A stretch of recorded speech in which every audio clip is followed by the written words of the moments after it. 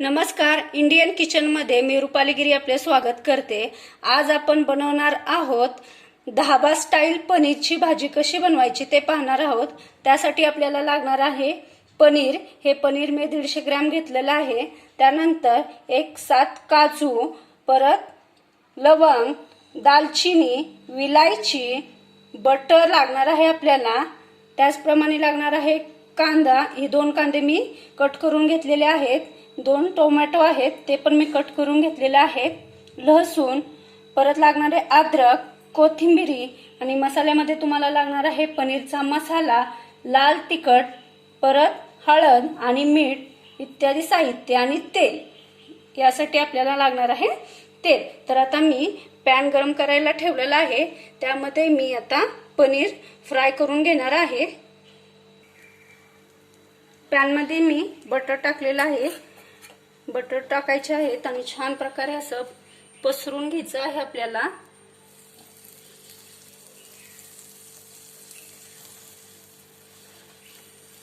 आणि त्यामध्ये आपण टाकणार आहोत, त्या बटर मध्ये टाकूया आपण आता हे पनीरचे पीस फ्राय करण्यासाठी। छान असे लालसर आपल्याला ते भाजून घ्यायचे आहेत।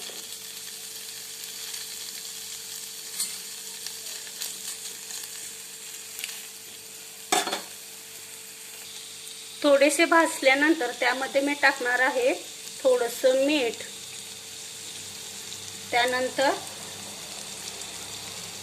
थोडीशी हळद आणि थोडंसं लाल तिखट। याच्यामध्ये तुम्हाला हे पनीर परतून घ्यायचं आहे, त्यामुळे काय होईल अशी वेगळी टेस्ट त्याला येईल।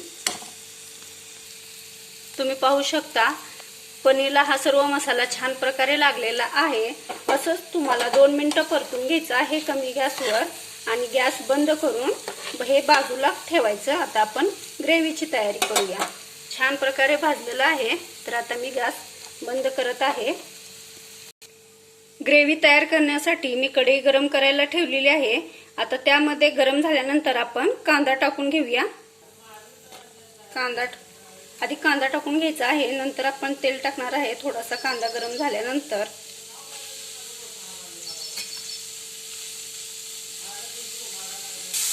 कांदा असा थोडासा लालसर झाल्यानंतर कांदा थोडासा बाजूला करून घ्या। त्यामध्ये टाकूया 2 चमचे तेल। तेल गरम झाल्यानंतर त्यात असणार आहे मी विलायची, दालचिनी, लवंग, ते पण छान असं परतून घ्यायचं आहे आपल्याला।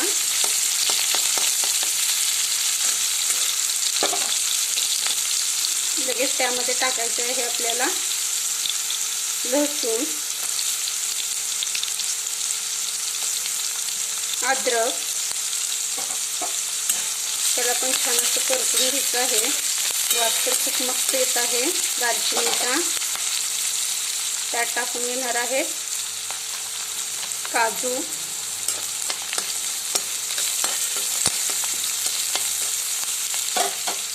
ते पण छान असे परतून घ्यायचे आहे।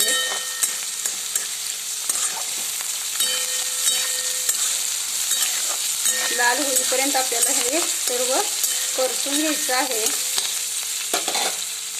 त्यामध्ये टाकूया थोडंसं बटर,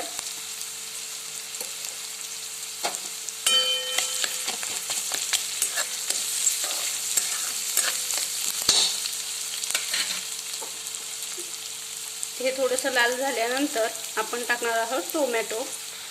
तुम्ही पाहू शकता कांदा आपला लाल झालेला आहे। आता त्यामध्ये आपण टाकणार आहे टोमॅटो।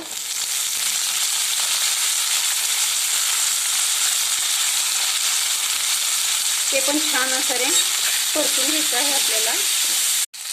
तुम्ही पाहू शकता आपलं टोमॅटो पण लाल झालेला आहे। आता त्यामध्ये मी टाकणार आहे कोथिंबीर कट करून घेतलेली। ती पण छान प्रकारे आपल्याला अशी करून घ्यायची आहे।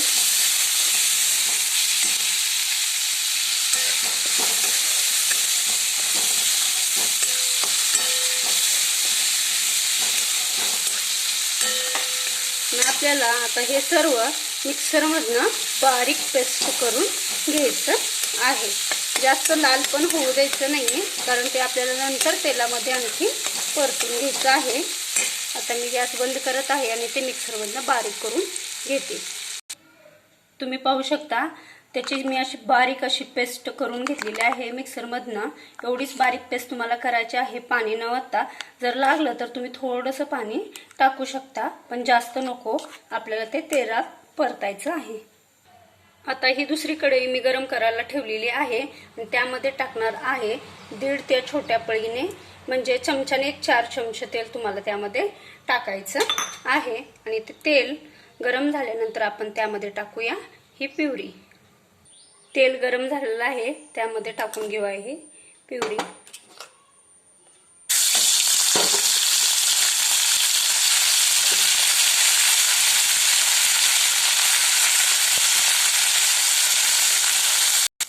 सर्व पिवरी मी टाकून घेतलेली आहे. त्याला पण छान असं तेल सुटेपर्यंत आपल्याला हलवायचं आहे मंदम आचेवर.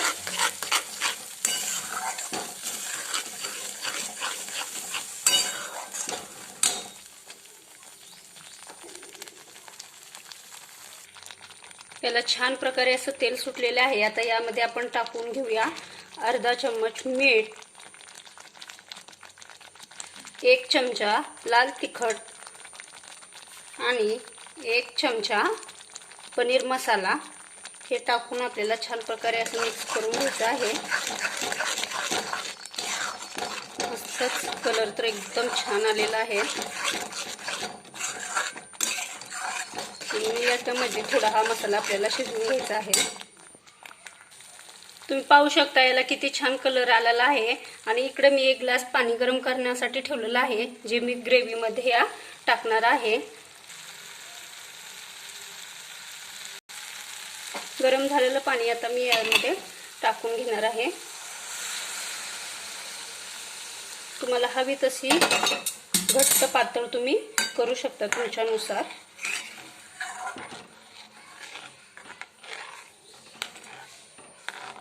त्याला छान अशी उकळी येईपर्यंत आपल्याला ठेवायचं आहे. तुम्ही पाहू शकता मस्त अशी त्याला तरी आलेली आहे. आता त्यामध्ये आपण टाकून घेणार आहेत हे फ्राय केलेले पनीरचे पीसेस.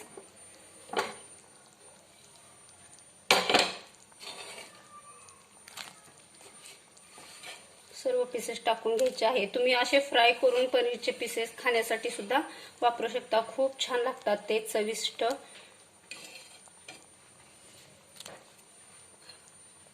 मस्तच एकदम छान झालेली आहे.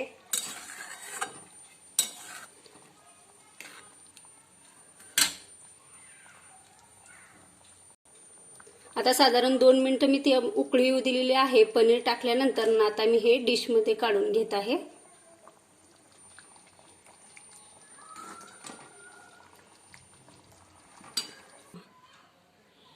मस्तच तुम्ही पाहू शकता. आता त्यावर आपण टाकून घेऊया बटरचा 1 पीस आणि गार्निशिंगसाठी कोथिंबीर.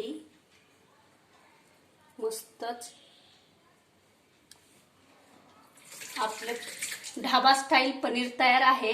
खाण्यासाठी खूपच छान दिसत आहे. जर तुम्हाला माझं चॅनल आवडले असेल किंवा माझे व्हिडिओ आवडत असतील तर माझ्या चॅनलला सबस्क्राईब, लाईक आणि शेअर करायला विसरू नका. धन्यवाद.